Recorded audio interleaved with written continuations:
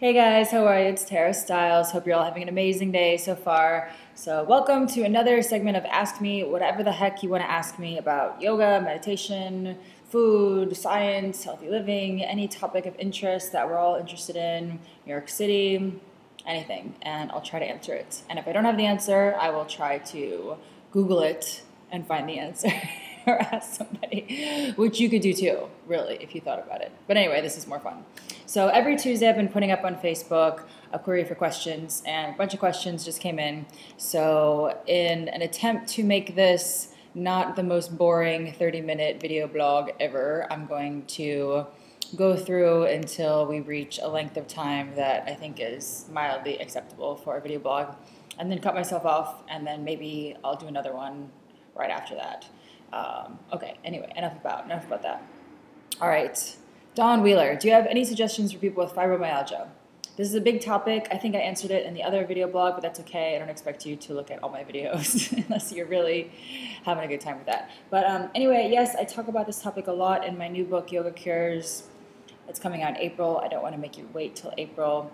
One thing that's interesting about people who suffer from fibromyalgia is it's been shown in a lot of studies and a lot of people that practice yoga, very gentle, easy poses, easy movements that open up the body in gentle ways and create more space. So for instance, see if I can spread this out a bit. So I like to do for this kind of a thing, if you're just sitting with one leg out, something that's a multitask move. So this is a side opener, a hamstring opener. It should feel good. Try not to stretch your way into things. Try to really breathe and be easy. So this is a nice one for that. If you happen to grab a hold of your toe and spin open, there's room for that. But just stay with it, breathe with it for a little while. So a lot of these seated side openers, you can have both legs out to the sides, doing the same thing. You can do the seated, front thing with bent knees. That's a good one too. So any routine that you can kind of put together, I'll put up some gentle routines in the box below. Put some links to some really more simple opening, calming routines, and that's been shown to help. And I talk about that in my book too.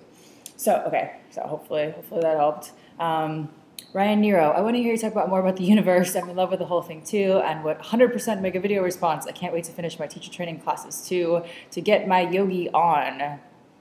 All right, Ryan, that's cool.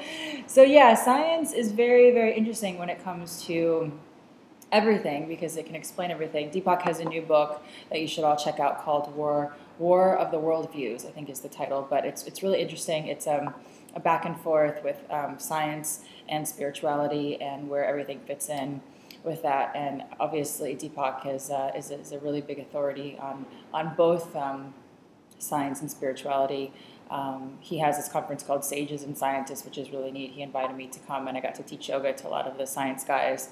And these guys and women, too, are also doing studies on meditation and some science and showing how the brain works when you meditate, and a lot of really cool, interesting things that have been looked at as more taboo with Western science. But I think it's about time because this is very natural and very cool and normal to tap into your intuition, your creativity, and show the capabilities that we have, that we are limiting ourselves by our ideas of ourselves.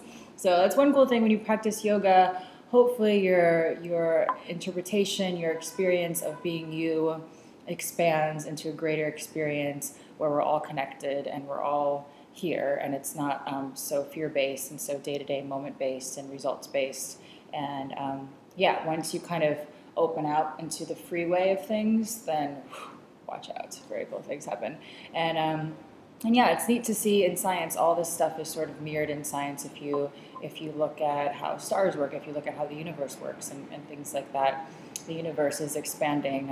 Scientists have found recently, instead of just here's the universe and that's it, it's sort of expanding. So I have this little theory that I feel like is true, at least for my life. When the universe is expanding, we have to expand also. So if you notice in your life when you stop expanding, whether that's you stop growing, you stop learning, you stop moving forward in your life, then you start to get sick, you start to get stuck, you start to feel cramped, your body starts to get tight, all these things start to happen, you start to hunch over. But when you expand, you can expand your whole life, and you never have to get old. You never have to get tired. You never have to feel burnout or worn out. So I think when we follow the laws of nature and follow the laws of the universe, we are much more in tune and in line with our possibilities, and those possibilities are limitless, which I believe, and which is very interesting. Okay, that's already been 5 minutes of a video blog, so, but we'll much more on that later, because we're all, well, at least me and Ryan, we're interested in that stuff.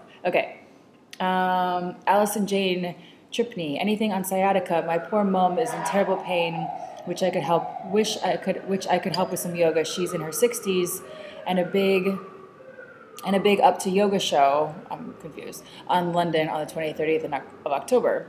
My non-yogi hubby has just said he'll come with me. So excited. That sounds great. I mean, I think for sciatica is tricky because that's just right on the nerve there, and oh, it's just painful, and you just want to go and like get that surgery. But that's sometimes inevitable. Sometimes, you know, a lot of people, you know, I'm not going to tell you don't get surgery and don't go to doctors ever, but there's a lot of things that yoga can do to create space and take the pressure off of that nerve. So things that lengthen your body. Again, real gentle, easy movements.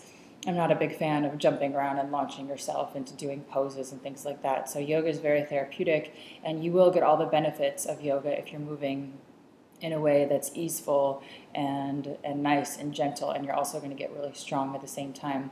So I would think anything that's gentle opening on the back. Some friends of mine that had sciatica try these knees stacked on top of knees and just really easy coming over there. Nice twisting, same thing on the other side. I'll put in another link, hopefully I'll find a link to another video with some poses for that, but definitely go easy on your body because that can be a painful one. Okay, so I hope that helped a little bit, but definitely that opener with the back there is a good one. Carpal tunnel, I just did a wrist video a couple of videos back. Great for carpal tunnel, trust me. I've had it from my first book, writing it improperly in bed like this most of the time, or on the couch, or I'd go to the chair and then I go back to the couch to bed. Not good. Sit up straight, take walks, carpal tunnel, do the wrist video every day. Good stuff. Okay, let's see, there's a few more. Okay, we're already at 7 minutes. I gotta go fast. Does the person have to be 200 to 300 or whatever, 100 hours certified with Yoga Alliance of some sports to teach? Can you operate a studio without and just hire teachers? Well, you know, it is America, and you can pretty much do whatever you want to do. I mean, the bankers are. No, in all seriousness, I know there's these riots going on in New York. You probably all know about this, but you know, people are pretty fed up with that's a whole other video. I'm sorry, I digress. But for yoga, the Yoga Alliance it's there, and they have their system. It's not a governing body. Yoga is very interesting because it's very hard to say who's doing it right and who's doing it wrong. It's something you have to find your own way to doing. So you know all the answers to this, and you'll find all the answers to this. I'm not a fan of going around and sitting in 200-hour teacher trainings just to get a piece of paper. I think there's lots of ways to learn yoga, and I think it should be done in a lot more than 200 hours. I think it's a whole life study.